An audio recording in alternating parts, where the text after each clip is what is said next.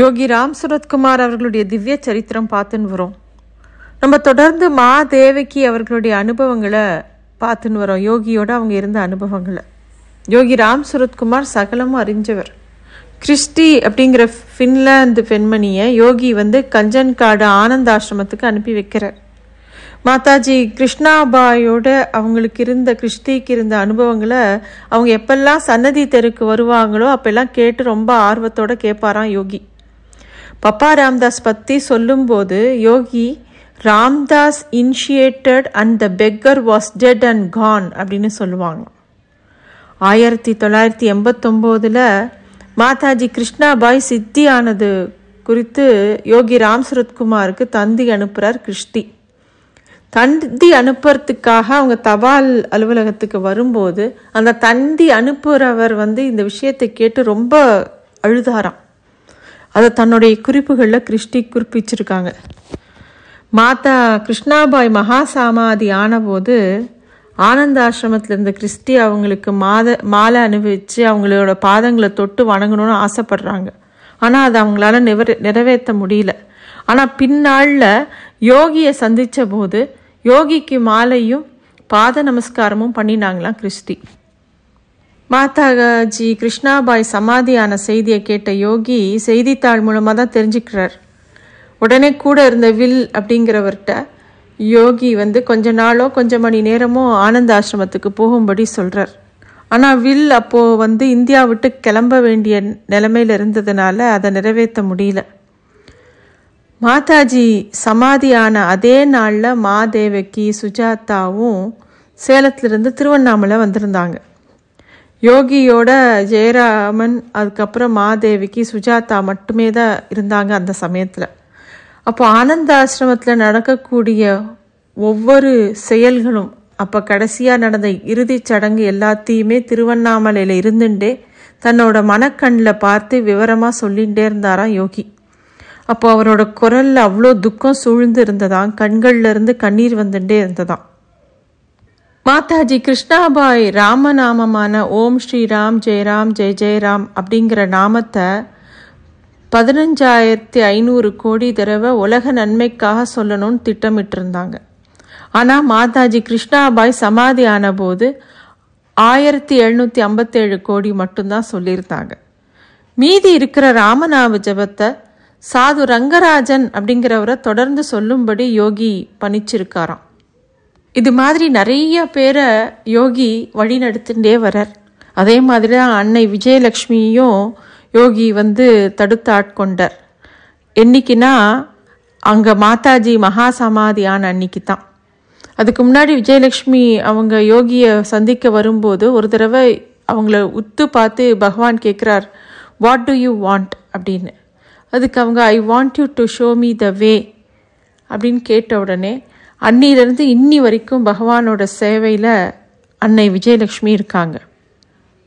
இன்னொரு சமயம் துவாரகாநாத் ரெட்டி அப்படிங்கிற பக்தரும் அவருடைய மகளான சந்தியாவும் யோகிக்கு ரொம்ப நெருக்கமானவர்களாக இருந்திருக்காங்க. சந்தியாவை கூப்பிட்டு அடிக்கடி தன்னோட சிகரெட்டை பற்ற வைக்க சொல்லுவாராம் யோகி. அப்படி பற்ற வைக்கும்போது be careful my beard is there அப்படின்னு சொல்லி தன்னோட தாடி மேலே தீப்பொறி பட்டுடும் அப்படிங்கிற மாதிரி சொல்லுவாராம்.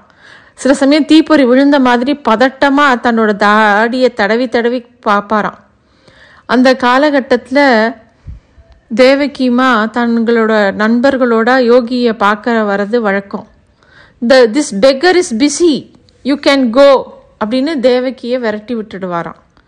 இந்த மாதிரி விரட்டல் தொடர்ந்து நடந்துட்டு இருந்தது.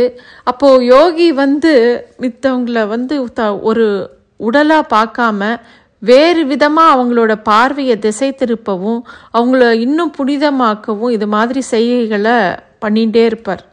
இது நிறைய பேருக்கு தெரியும். அவர் அந்த மாதிரி விரட்டும் போது அந்த நிமிஷத்தில் தலையில் இடி விழுஞ்ச மாதிரி இருக்கும். இறந்து போயிடலாமான்னு கூட தோணும். அப்படியே கண்ணீர் ஆறா பெருகும். அது மாதிரி அதே அனுபவம் மாதேவிக்கு இருந்ததா அவங்க நிறைய இடத்துல குறிப்பிட்டிருக்காங்க. 1990 மாதேவிக்கு திருவண்ணாமலைக்கு அந்த வார இறுதியில் நாட்களில் ஜூலை ஆகஸ்ட் மாதங்களில் போகும்போது தொடர்ந்து 7 வாரங்கள் யோகியால் இதே மாதிரி விரட்டப்பட்டிருக்காங்க. சில வாரம் சன்னதி தெரு வாசலுக்கு வரும்போதே no place you can go அப்படின்னு சொல்லியிருக்கார். ஒரு தடவை யோகி ராம் சரத்குமார் அவருடைய உதவியாளர் ஜெயராமனை அனுப்பி தான் உள்ள பிஸியாக இருக்கிறதாவ சொல்லி நீங்கள் போகலாம் அப்படின்னு சொல்லியிருக்கார். இந்த மாதிரி யார்கிட்டனா மாதேவிக்கு கிட்ட சொல்லியிருக்கார். மாதேவிக்கு அப்போ எல்லாம் அழுதுகிட்டே வெளியில் போவாங்களாம். இது தொடர்ந்து ஒரு நிகழ்வாகவே நடந்துட்டு இருந்திருக்கு. 5 மணி நேரம் பயணம் பண்ணி அவரை தரிசனம் பண்ணலான்னு போனால் இப்படி விரட்டப்படுறோமே அப்படின்னு ரொம்ப துக்கமாக இருந்திருக்கு. பேசாமல் கோவில் குளத்தில் விழுந்து உயிரை விட்டுடலாம் அப்படின்னு கூட நினச்சிருக்காங்க மாதேவிக்கு. ஆனால் அது பல பேருக்கு தொல்லை தரும். அதனால் பேசாமல் அருணாச்சல மலையிலேருந்து கீழே விழுந்து தன்னோட வாழ்க்கையை முடிச்சுக்கலாம் அப்படிங்கிற எண்ணம் கூட அவங்களுக்கு வந்ததான்.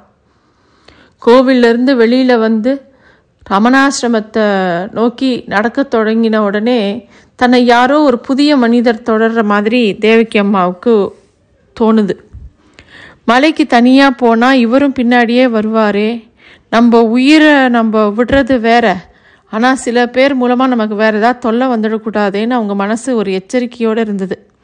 அப்போது அங்கே ஒரு போலீஸ் கான்ஸ்டபிள் அவங்க முன்னாடி வரும்போது அவங்கக்கிட்ட மாதேவிக்கு தன்னோட பயத்தை சொல்லியிருக்காங்க. அப்போது கான்ஸ்டபிள் மாதேவிக்கு கிட்ட நீங்கள் உங்கள் வீட்டுக்கு போங்க, நான் அந்த ஆளை கவனிச்சுக்கிறேன் அப்படின்னு சொல்லியிருக்காங்க. மாதேவிக்கு அந்த நிமிஷம் தற்கொலை எண்ணத்தை விட்டுட்டு இது யோகியோட விருப்பம் அப்படின்னு நினச்சிக்கிட்டே வீட்டுக்கு போகிறாங்க. அப்போயும் மனசுக்குள்ளே யோகியை நினைக்கும்போது நீங்கள் என்னை சாகவும் விடுறதில்ல, நீங்கள் எனக்கு தரிசனமும் தரதில்லை அப்படின்னு சொல்லி உள்ளுக்குள்ளே இன்னும் துக்கமாக இருந்திருக்கு அவங்களுக்கு. யோகியோட தரிசனம் இனிமேல் நமக்கு இல்லை அப்படின்னு ஒரு முடிவுக்கு வந்து உடம்பு சரியில்லாத தன்னோட பெற்றோர்களை கவனிச்சுக்கணுங்கிற ஒரு எண்ணத்துக்கு வராங்க மாதேவிக்கு. அப்போது முக்கியமாக அவங்களோட அப்பாவுக்கு உடம்பு சரியா இல்லை. ஒரு 10 நாள் விடுமுறை எடுத்துட்டு அப்பாவை பார்க்க போகலான்னு நினச்சிட்டு இருக்காங்க மாதேவிக்கு. சேலத்துலேருந்து சென்னைக்கு கிளம்புறதுக்கு ரயில் டிக்கெட்லாம் வாங்கிட்டு கிளம்புற நேரத்தில் அந்த பகல் நேரத்தில் மாதேவிக்கு ஃபோன் வந்ததாக ஒரு தகவல் வருது. இந்த நேரத்தில் யார் தனக்கு ஃபோன் பண்ணுறா, தன்னோட அப்பாவுக்கோ உடம்பு சரியில்லை அப்படிங்கிற எண்ணத்தோட கவலையோடு போய் ஃபோனை எடுக்கிறாங்க. மறுமுனையில் திருவண்ணாமலையிலேருந்து சந்தியா கூப்பிட்ருக்காங்க. யோகிஜி இன்னைக்கு முழுக்க ரத்த வாந்தி எடுத்தார், எங்கள் அப்பாவும் ஊரில் இல்லை, சுவாமியோட நிலைமை ரொம்ப மோசமாக இருக்குது, நீங்கள் வாங்க அப்படின்னு அந்த சந்தியா கூப்பிட்ருக்காங்க. அப்போ தன்னோட அப்பாவை பார்க்கணுன்னு மாதேவிக்கு ரயில் டிக்கெட்லாம் புக் பண்ணி வச்சுருந்ததை தன்னோட நண்பர்கிட்ட கொடுத்துட்டு சுவாமியோட உடம்பு சரியில்லை, அதனால் தான் உடனே திருவண்ணாமலைக்கு போகிறதா சொல்லிட்டு சேலத்துலேருந்து பஸ்ஸை பிடிச்சி திருவண்ணாமலை நோக்கி கிளம்புறாங்க தேவகி அம்மா. ராத்திரி 9 மணிக்கு சன்னதி தெருவு அடையிறாங்க தேவகி அம்மா. அங்கே ஜெயராமன் குடும்பம் யோகியை கவனிச்சுட்டு இருக்கு. சந்தியாவும் துவாரக் ரெட்டியும் தேவகி மாட்ட யோகி எந்த உணவும் எடுத்துக்கலை அப்படிங்கிற விஷயத்த சொல்கிறாங்க. டாக்டர்கிட்டையும் போக மாட்டேங்கிறாரு, வரமாட்டேங்கிறாரு, ரத்த வாந்தி எடுத்து அவர் ரொம்ப நகரமூட முடியாமல் ஊர்ந்து தான் நகர்றாரு அப்படின்னு சொல்லும்போது மாதேவிக்கினால் தாங்கிக்கவே முடியல. ரொம்ப கண்ணீர் வருது அவங்களுக்கு. யோகி ராம் சரத்குமார் நாமம் மட்டும் சொல்லிக்கிட்டே இருந்தாங்க. 7 முறை விரட்டினதுக்கு அப்புறமா நடந்த 8வது சந்திப்பு தான் இது.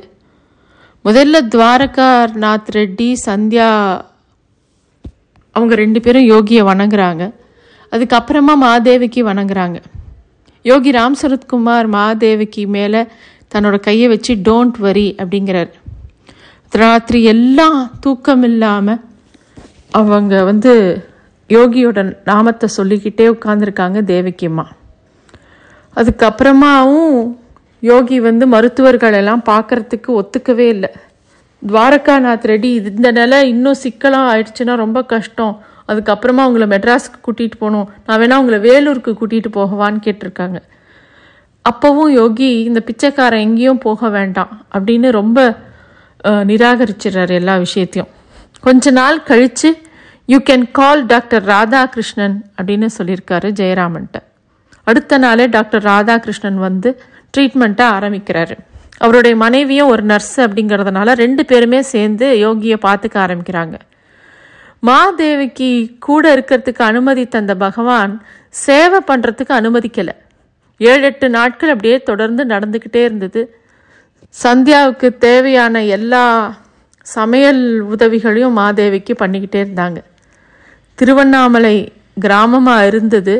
அப்போதான் கொஞ்சம் கொஞ்சமாக நிறைய பேர் திருவண்ணாமலையை நோக்கி வரக்கூடிய நகரமாக மாறிச்சது. 1985 1990 அந்த ஆண்டுகளில் நடந்தது இதெல்லாம்.